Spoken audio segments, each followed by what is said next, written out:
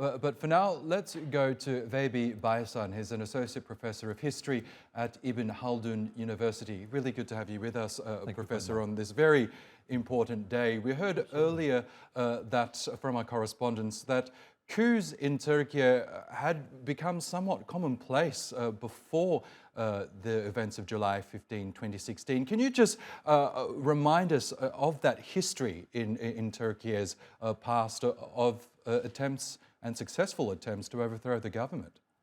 Well, unfortunately, Turkey has a bitter history with the military coups, because when in 1950s the Turkish public was believing in democracy and democratic elections, and that's how they went to polls and they voted for a new prime minister, new government. In 1960 we had a military coup, and unfortunately they also executed the prime minister and the minister of foreign affairs, and as well as the minister of finance. So that's still somehow, somewhere registered in our public memory. We can never forget that, because it was so unfair, the trials and everything.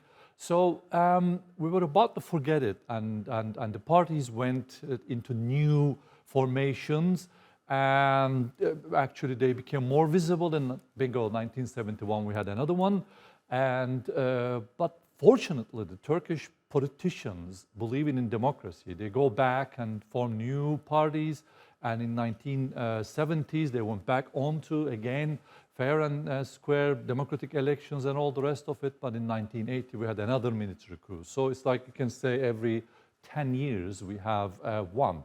And it became like a norm, unfortunately, in Turkey. Everyone believed that this is the way to live. But actually it took another 15, 16 years, and what we call now is a postmodern military coup, where some sections of army asked democratically elected government to step down. So they didn't have the choice, and they did that. But including myself, thereafter, especially after 2000, when it's 2010, all around all the international conferences I personally joined, I said, now we have a new generation in the army.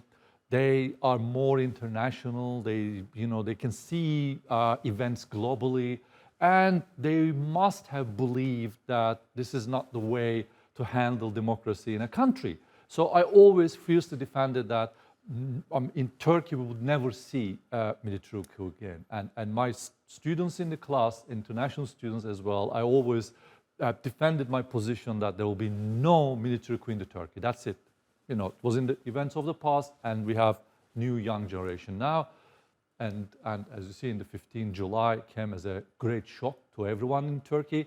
At that time, I was live on 8 o'clock on a Turkish television. We couldn't believe when we start hearing news that some military vehicles on the a bridge over the Bosphorus, they're cutting the road. And first we thought that there is something, a security issue there.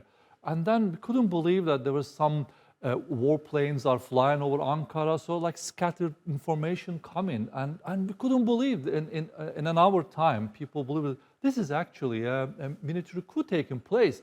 And everyone went out to defend, because they're really, as you can imagine, we're really tired of these kind of anyone thinks other than democratically elected government that can run the country. I mean, this is unacceptable. So as you can see in the photos behind us, people in hundreds and thousands, almost in every city in Turkey, went to defend their own very basic right that, this democracy should be defended, and our vote means something. That's the reason, that's the very reason we elected a government. And that's the way it should be. So you cannot just because you hold a gun and arm that anytime you can take over and run a country. This has to stop. I think that's what motivated mostly people. And unfortunately, so far as I know, the official numbers is around 255 people called the martyrs now, shahid, because these are unarmed, innocent people that no way they posed any threat to anyone. They were just simply there telling those attempted coup members, let's say, that actually this is wrong. You cannot do that.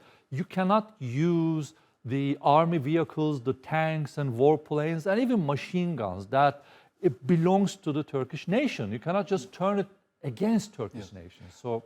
And that's why the events of July 15, 2016 have become so seminal in Turkey's recent history because, as you say, we saw this unprecedented scene of thousands of Turkish people from across the ideological divide take to the streets to defend Turkey's democracy. Yeah, I think we should underline that.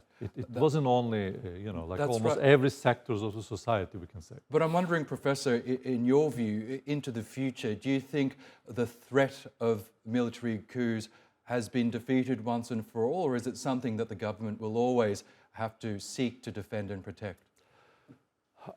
Because, as I said, I was freely defending this idea that this would never happen in Turkey again, and we've seen it. I have this cautious optimism, but I think it was a great lesson to be learned because, as in your bulletin, you said that hundreds of these people involved in that event actually prosecuted, they were arrested. So I think that should send a clear message to, in the future, that this is not the right thing to do. I mean, you may possess the guns and weapons, but this is to defend the country, not to turn it against your fellow citizens.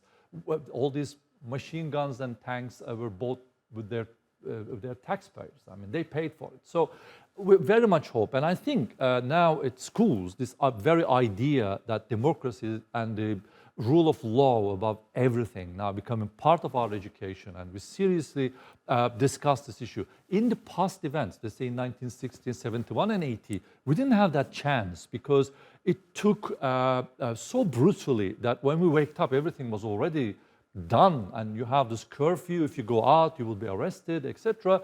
Now the public teaching each other and widely speaking, telling everyone in everybody's new coming generation's mind especially, is that this is not the way to do it. I mean, if you attempt, even if you have the idea, you will be punished for it.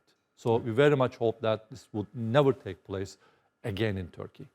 Okay, Professor Vehbi Baysan, we'll have to leave it there, but thank you so much for sharing your thoughts with us on the program. Thank you.